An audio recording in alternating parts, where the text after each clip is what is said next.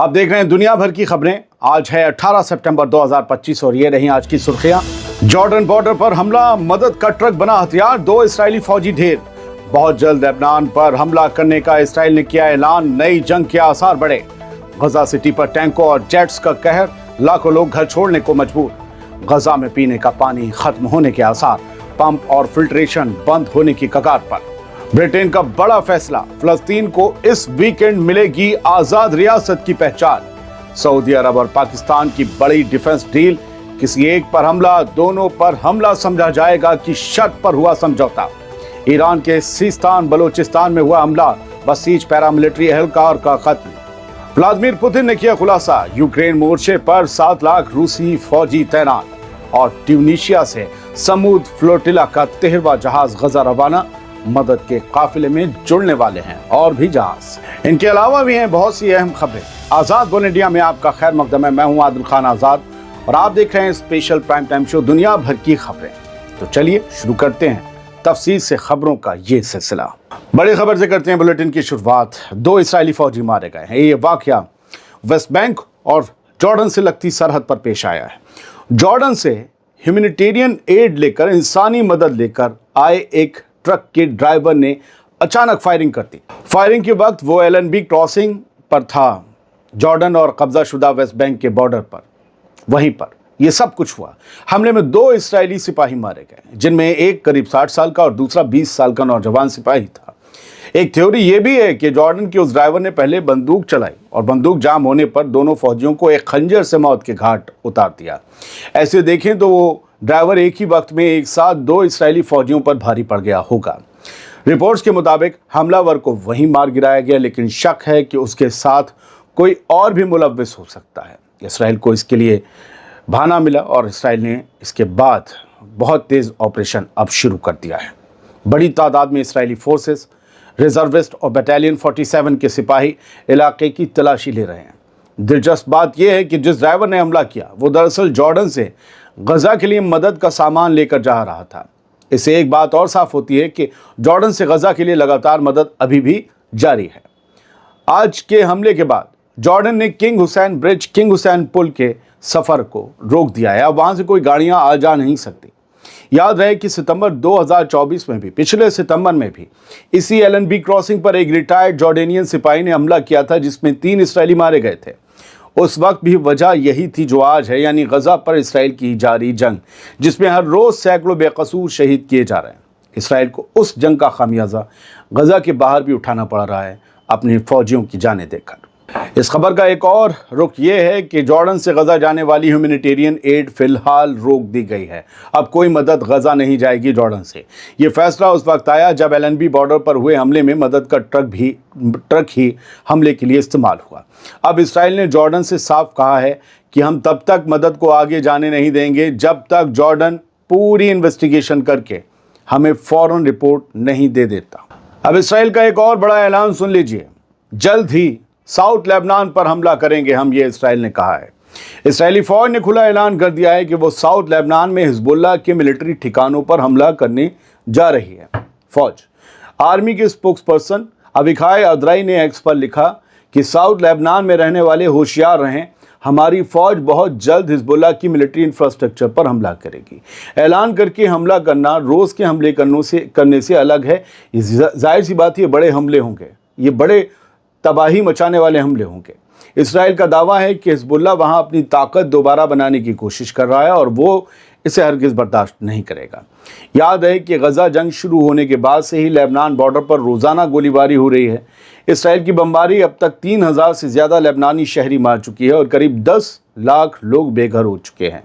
नवंबर 2024 में seize fire sign हुआ था, मगर हकीकत यह है कि इसराइल अब भी साउथ लेबनान पर बार बार बम बरसा रहा है। फिलहाल देखना यह है कि नईम कासिम, जो कि हिजबुल्लाह के चीफ हैं, जिन्होंने 2 दिन पहले ही इसराइल को बर्बाद कर देने की धमकी दी थी, उनकी तरफ से आईडीएफ के इस खुले ऐलान के बाद क्या फैसला लिया जाता है या क्या बयान आता है। फिलहाल इसराइल का ये नया ऐलान एक नई जंग की दस्तक माना जा रहा है, क्योंकि इसराइल एक ऐसे जंग के घोड़े पर सवार है जो थकने का नाम नहीं ले रहा।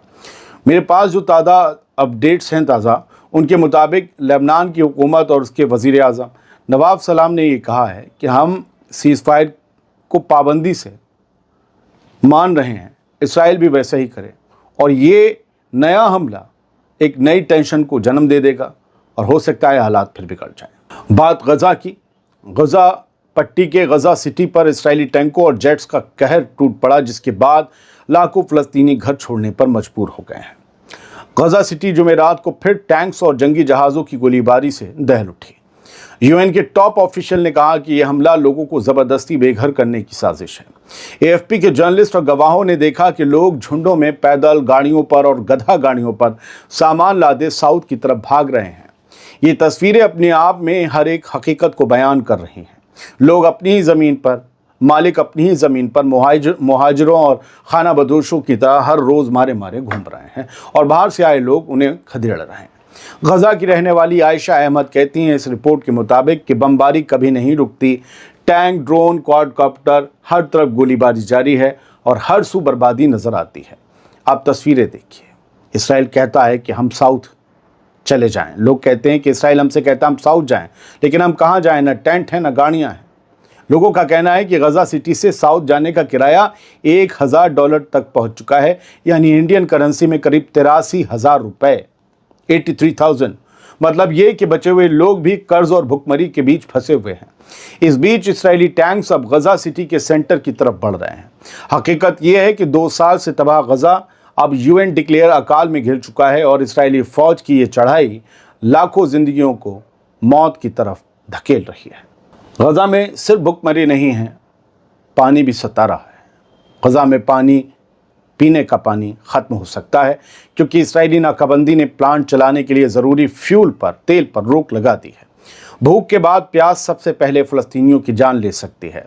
गज़ा म्यूनिसिपैलिटी ने बड़ा अलार्म बजा दिया है। कहा गया है कि अगर हालात ऐसे ही रहे तो पीने के पानी की सर्विस किसी भी वक्त, किसी भी लम्हा बंद हो सकती है, क्योंकि इसराइली ऑक्यूपेशन ने फ्यूल शहर में दाखिल होने से रोक दिया है।